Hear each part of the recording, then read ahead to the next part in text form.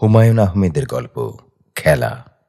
Khairunnesa girls high স্কুলের third sir বাবু নলিনী রঞ্জন একদিন দুপুরবেলা দাবা খেলা শিখে ফেললেন। এই খেলাটি তিনি দুচোখে দেখতে পারতেন না। দুজন লোক ঘন্টার পর ঘন্টা একটা বোর্ডের দিকে বিরক্তিকর ভঙ্গিতে তাকিয়ে থাকবে, মানে হয় কোনো। তবুও তাকে খেলাটা শিখতে হলো। জালাল সাহেব জিওগ্রাফি স্যার, তার দীর্ঘদিনের বন্ধু। জালাল সাহেবের কথা ফেলতে পারলেন না। টিফিন টাইমে তিনি শিখলেন বোড়ে কিভাবে চলে, ঘোড়া কি করে আড়াই ঘরে লাফ দেয়, গজ সুঁড় উঁচু করে কোনাকুনি দাঁড়িয়ে থাকে। জালাল সাহেব গম্ভীর হয়ে বললেন, ব্রেনের খেলা, বুঝলে পণ্ডিত, বুদ্ধির চর্চা হয়।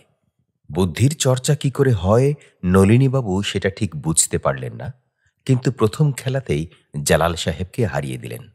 জালাল সাহেব ফ্যাকাশে হাসতে হাসতে বললেন, হেলা ফেলা করে খেলেছি বলে এই অবস্থা, হবে নাকি আরেক দানের সময় ছিল না। ফোর্থ পিরিয়ডে ইংলিশ কম্পোজিশন। নলিনীবাবু উঠে পড়লেন।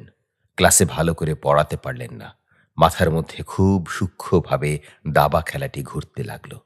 এরকম তার কখনো হয় না। ছুটির পর দুহাত খেলা হলো। জালাল সাহেব শুকনো হাসি হেসে বললেন, তোমার সঙ্গে দেখি চিন্তা ভাবনা করে ডিফেন্সিভ খেলা দরকার।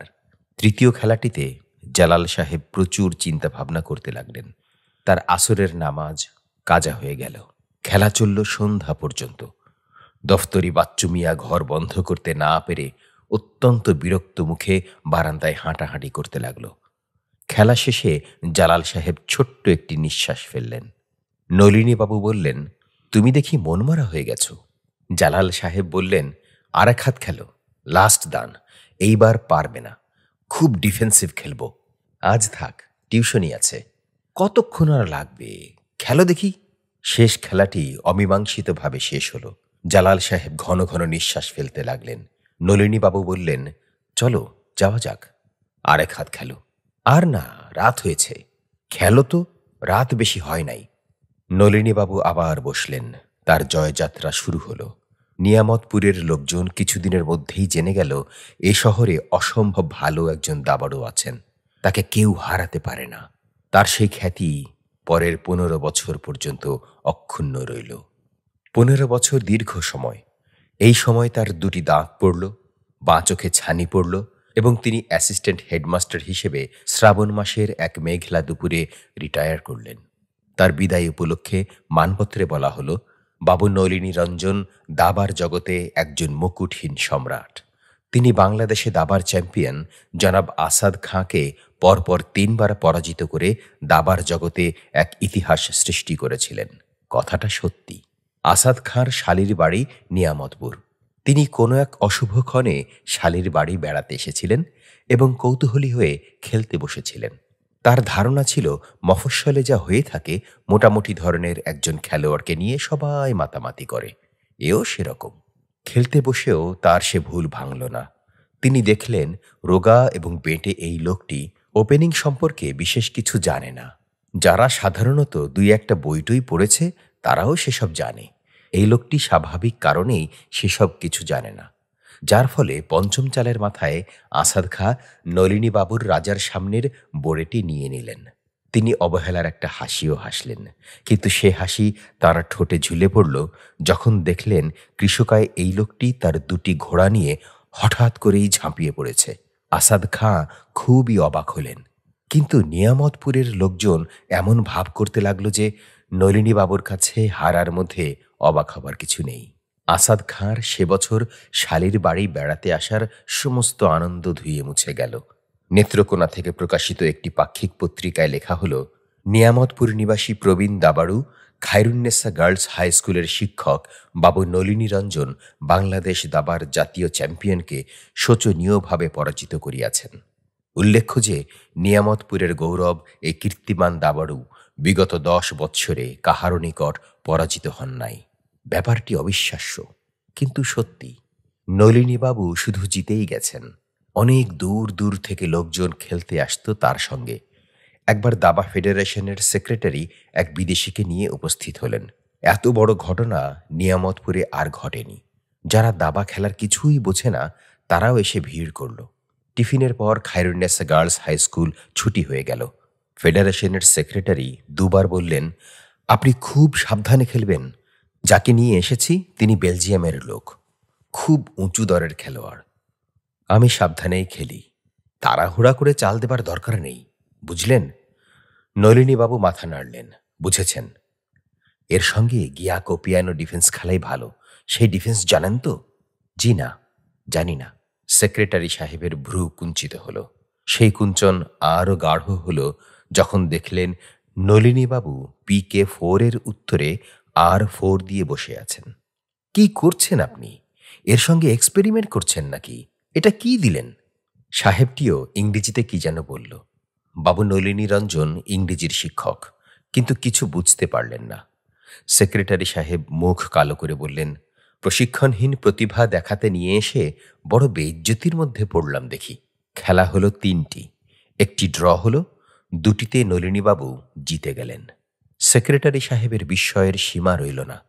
আপনি ঢাকায় খেলতে আসেন না কেন? টিউশনি আছে, তাছাড়া শরীরটা ভালো না। আরে না না, আপনি আসবেন ভাই। দরিদ্র মানুষ, টাকা পয়সা নাই। আরে আপনি আবার কিসের দরিদ্র? সেক্রেটারি সাহেব জড়িয়ে ধরলেন নলিনীবাবুকে। কাজেই শ্রাবণ মাসের মেঘলা দুপুর বাবু নলিনীরঞ্জনের বিদায় সংবর্ধনায় বারবার ঘুরে ফিরে দাবার কথা এলো, এবং সভার শেষে সভাপতি, স্কুল কমিটির সেক্রেটারি ও পৌরসভার চেয়ারম্যান সুরুজ মিয়া অত্যন্ত রহস্যময় ভঙ্গিতে ঘোষণা করলেন যে নিয়ামতপুরের গৌরব, দাবার অপরাজেয় নক্ষত্র বাবু নলিনীরঞ্জনের প্রতি বিশেষ সম্মান প্রদর্শনের জন্য তিনি একটি ব্যবস্থা করেছেন। 15,000 টাকার একটি চেক দিয়েছেন স্কুল ফান্ডকে। যদি কেউ নলিনীবাবুকে হারাতে পারে তাহলে তাকে এই টাকাটি দেয়া হবে। তাহলে স্কুল ফান্ড নলিনীবাবুর মৃত্যুর পর এই টাকাটা পাবে। সভায় তুমুল করতালি হয়। হেডমাস্টার সাহেবকে 15,000 টাকার চেকটি উঁচু করে সবাইকে দেখাতে হলো। সুরুজ মিয়া যে এমন একটি নাটকীয় ব্যাপার করতে পারবেন তা কারোর কল্পনাতেও আসেনি। আশ্বিন মাসের এক সন্ধ্যায় নলিনীবাবুর হাঁপানির টান খুব প্রবল হল। বাতাস তার কাছে ক্ষীণ মনে হল। ফুসফুস ভরাবার জন্য তিনি প্রাণপণ চেষ্টা করতে লাগলেন। তার গলার কাছে একটি রগ বারবার ফুলে উঠতে লাগল। এই অবস্থাতেও তিনি তার জীবনের শেষ খেলাটি খেলতে বসলেন। এই খেলাটি তিনি খেলবেন হারবার জন্য। তিনি আজ হারবেন তার দীর্ঘদিনের বন্ধু জালাল সাহেবের কাছে। জালাল সাহেব 15,000 টাকা জিতে নেবেন। সেই টাকায় নলিনীবাবুর চিকিৎসা হবে।